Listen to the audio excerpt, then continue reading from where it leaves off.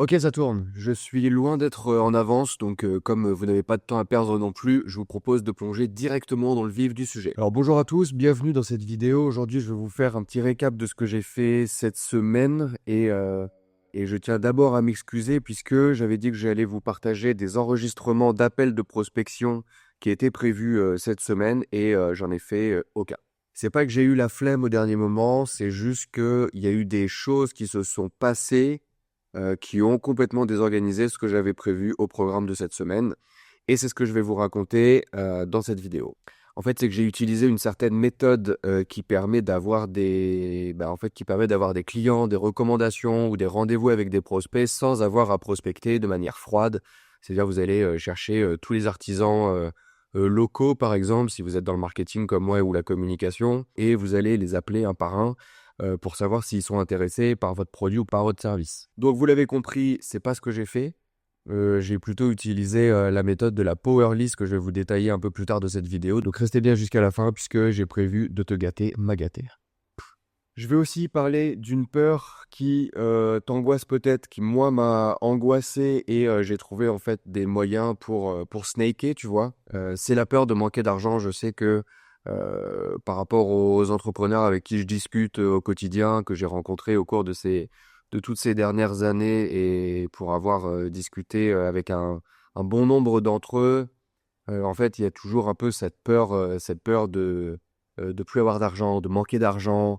Et je trouve que ça nous matrix un peu, ça nous matraque un peu l'esprit. Et du coup, je vais aborder le sujet aussi un peu plus tard dans la vidéo.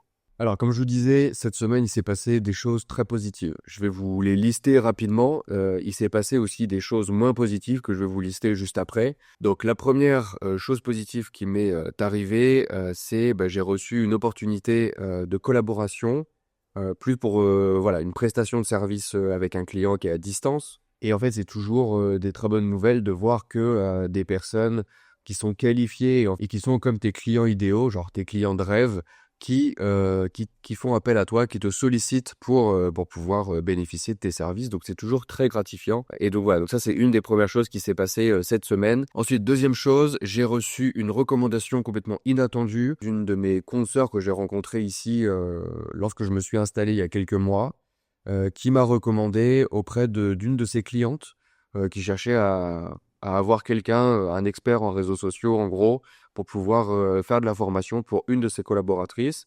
C'est potentiellement un service que je vais pouvoir proposer de manière régulière et avec un suivi aussi régulier. Donc c'est aussi une très bonne nouvelle. C'est pour une bonne boîte et je ne vais pas vous donner plus de détails, je pense, pour déjà respecter la confidentialité. Et de deux, parce que c'est pas encore fait, donc je vais pas m'avancer. Peut-être que lorsque ce sera passé, je vous en ferai part si ça vous intéresse. Alors, ChatGPT, qui m'aide à structurer mes vidéos, m'a mis en partie 3 des choses positives qui se sont passées cette semaine, quelque chose de pas du tout positif. En fait, j'ai tellement plus de thunes dans mes comptes en banque, et en fait, dès qu'il y en a qui arrivent, je vous l'ai raconté la semaine dernière, les huissiers, l'URSSAF, les impôts se servent comme si c'était chez eux. Donc la troisième chose, c'est que comme j'ai plus d'argent, j'ai pas pu régler ma note de téléphone de ce mois-ci. Ouais, c'est ça, de ce mois-ci. Et donc j'ai plus de téléphone. Ils m'ont coupé la ligne. Comme moi, j'attends des coups de fil parce que je vous rappelle que j'ai candidaté à pas mal d'offres d'emploi. Puis même, en fait, hein, pour le business, les gens t'appellent tout simplement. Et ben, en fait, j'ai plus de téléphone. Donc, au mieux, je reçois les appels WhatsApp. Au mieux, je reçois des messages sur WhatsApp, mais c'est un peu compliqué.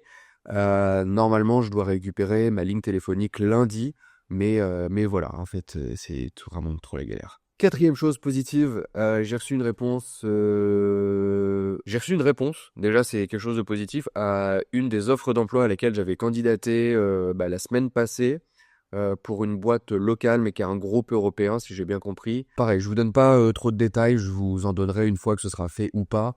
Pour l'instant, je préserve le côté un peu mystérieux de la chose, par confidentialité, parce que c'est pas encore fait. Donc j'ai reçu un email en fait, hein, en mode bah, Monsieur Lecoq, on essaie de vous joindre, mais apparemment votre ligne est coupée. Est-ce que c'est le bon numéro, etc.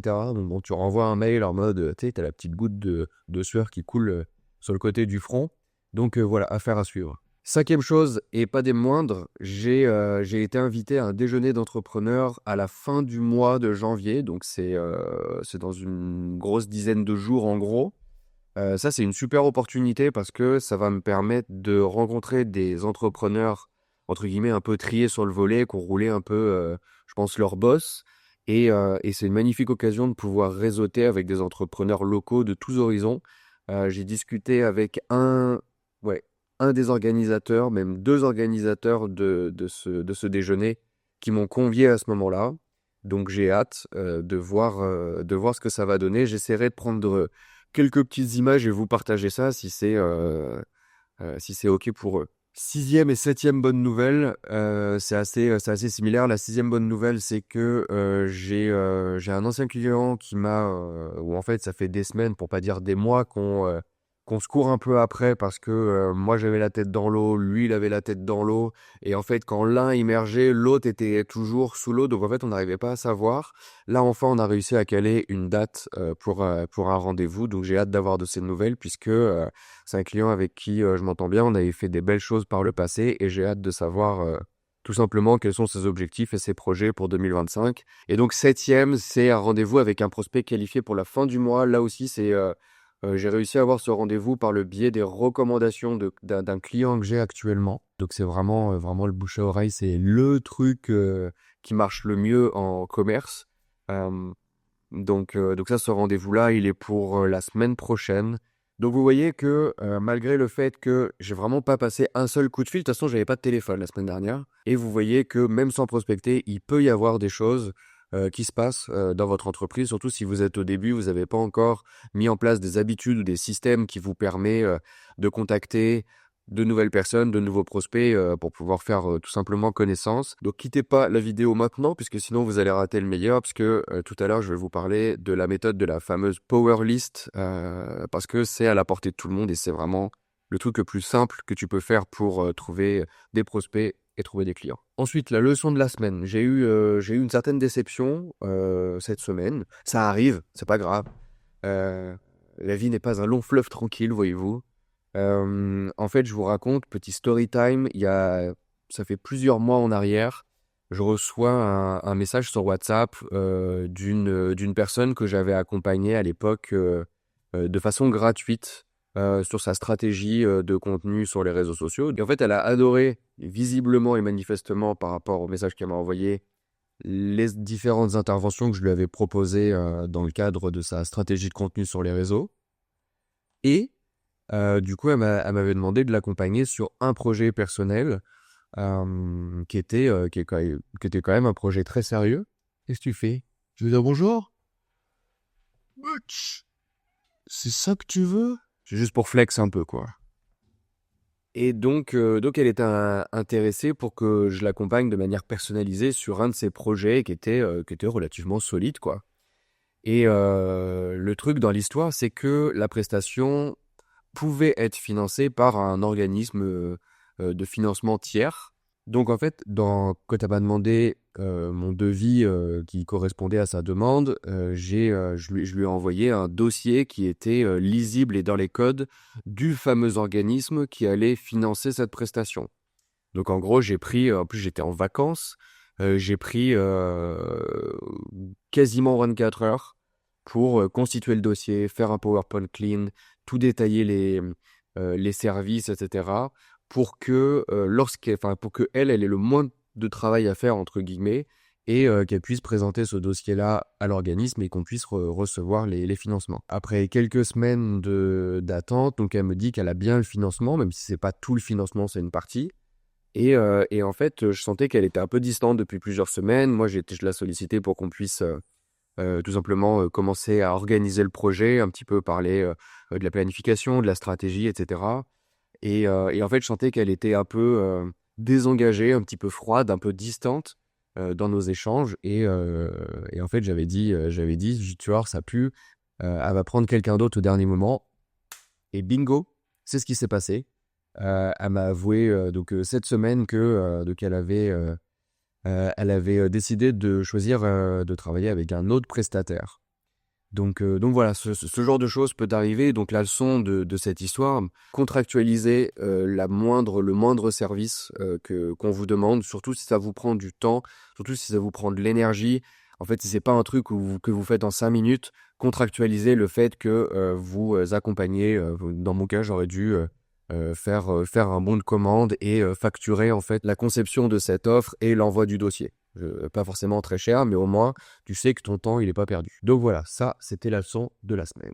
Ensuite, vous l'attendiez, la voilà, la fameuse méthode de la Power List. Alors, c'est moi qui l'ai appelée comme ça parce que j'ai vu un créateur de contenu, je ne saurais même plus dire qui, sur quelle plateforme, quoi que ce soit, qui avait appelé cette technique comme ça. La Power List, c'est ni plus ni moins qu'une liste complète avec nom, prénom, numéro de téléphone, email et une colonne commentaires, par exemple. Vous pouvez faire ça sur Excel, sur Excel ou sur Google Sheet, ça fonctionne très bien, il n'y a pas besoin de faire plus compliqué que ça. C'est une liste avec toutes les personnes que vous connaissez. En faisant cette liste, vous allez voir que en contactant chacune de ces personnes, vous allez pouvoir obtenir des opportunités, des contrats, des recommandations, des clients. Et du coup, si aujourd'hui vous êtes dans une phase où vous ne savez pas d'où va venir le prochain client, vous êtes dans une phase où au niveau de vos revenus financiers, c'est compliqué, comme moi hein, d'ailleurs, on est ensemble, hein, vous inquiétez pas. Commencez par lister toutes les personnes que vous connaissez, des personnes les plus proches de vous aux plus éloignées, d'accord? Commencez par votre famille et vos amis. Peut-être que vous dites que votre famille et vos amis, c'est pas eux qui vont devenir clients. Certainement, j'entends. Par contre, c'est sans doute eux qui vont être capables de vous faire les meilleures recommandations, en fait. Les yeux fermés, même si eux-mêmes n'ont jamais bénéficié de vos services, ils vont avoir envie de vous aider parce qu'ils vous aiment et ils veulent que vous réussissiez. Rien que le fait de le faire, en fait, de les contacter, je vous mettrai tout à l'heure l'exemple de message que vous pouvez faire, vous allez pouvoir avoir des recommandations, des prospects, des opportunités, voire même des clients en faisant ça. Donc, on commence par la famille, les amis. Ensuite, vous avez certainement d'anciennes personnes avec lesquelles vous avez travaillé, même pas forcément dans le cadre officiel de votre entreprise, mais ça peut être des anciens collègues, ça peut être des personnes à qui vous avez donné un coup de main un jour en bénévole, que vous avez rencontré à une soirée, je sais pas. Cette liste, elle est vraiment faite pour que ce soit hyper exhaustif et que vous ayez une vision très rationnelle et très froide de cette liste de « Ok, telle personne, oui, je l'avais rencontrée à ce moment-là, on avait parlé de tel sujet. » Donc, ouais, des anciens collègues, des anciennes connaissances. Et ensuite, vous avez votre répertoire sur le téléphone. Vous avez un répertoire potentiellement aussi sur votre adresse email. Donc, toutes ces personnes-là, vous allez pouvoir les mettre dans la liste. Et je reconnais que c'est une tâche un peu fastidieuse, mais vous verrez qu'une fois que c'est fait, en fait, l'argent est dans la liste, quoi. Donc, faites-le parce que ça va vous prendre juste un peu de temps et le potentiel de retour est vraiment concret. Et bien sûr, pour terminer, il y a les réseaux sociaux, sur LinkedIn, sur Facebook, sur Instagram. Allez voir à qui vous êtes abonné, allez voir à qui vous avez déjà parlé, à qui... Enfin voilà, essayez vraiment de lister le maximum de personnes possibles dans cette liste. L'étape numéro 2, c'est d'envoyer un message. Et à ce stade, n'essayez pas de vendre quoi que ce soit. C'est pas une recommandation que je vous fais, c'est une consigne. N'essayez pas de vendre sur ce premier message. L'idée, c'est que vous soyez sincère dans votre démarche et authentique.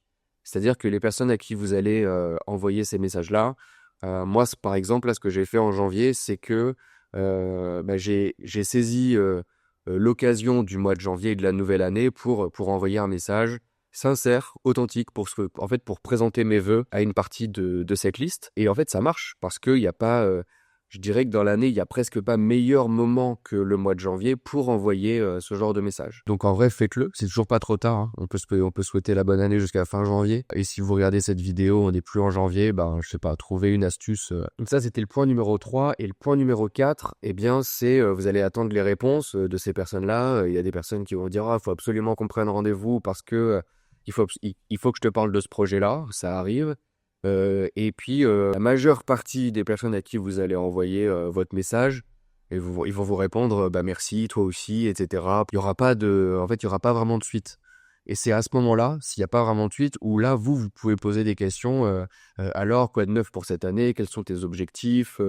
Est-ce que tu as des nouveaux projets? Donc voilà, vous voyez que c'est pas très compliqué, c'est une méthodologie hyper organique, hyper simple, qui demande certes un petit peu de temps, mais encore une fois, si vous êtes dans une situation où vous devez vraiment trouver des nouveaux clients, je vous recommande vivement d'investir ce temps-là. Vous n'êtes pas obligé de passer toute votre journée là-dessus, mais essayez de découper. Par exemple, moi, les routines que j'avais mises en place, c'était je me réserve 20-30 minutes par jour uniquement pour ça, et vous allez voir que à un moment donné, vous allez vous prendre au jeu, et en fait, ces 20-30 minutes vont se transformer en 1 heure, 1 heure 20, et vous allez voir que ça va rentrer en fait. Donc faites-vous confiance, et d'ailleurs, si vous essayez cette stratégie et que ça fonctionne, ou si vous avez des questions, n'hésitez pas à m'envoyer un DM sur Instagram, ça m'intéresserait d'avoir vos retours. Et donc, dernier point, sur la gestion un petit peu de l'incertitude sur les revenus financiers.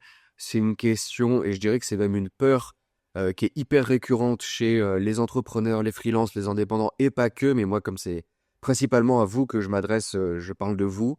La peur du manque d'argent est folle, et nous empêche de faire des choses folles aussi. Notre esprit a tendance à un peu extrapoler dans une forme d'extrême, la conséquence du manque d'argent. On peut imaginer que, et pour avoir été dans cette situation plusieurs fois en fait, c'est-à-dire où là j'ai plus que 30 jours de cash. En gros, c'était souvent ça. J'avais plus que 1 mois de cash.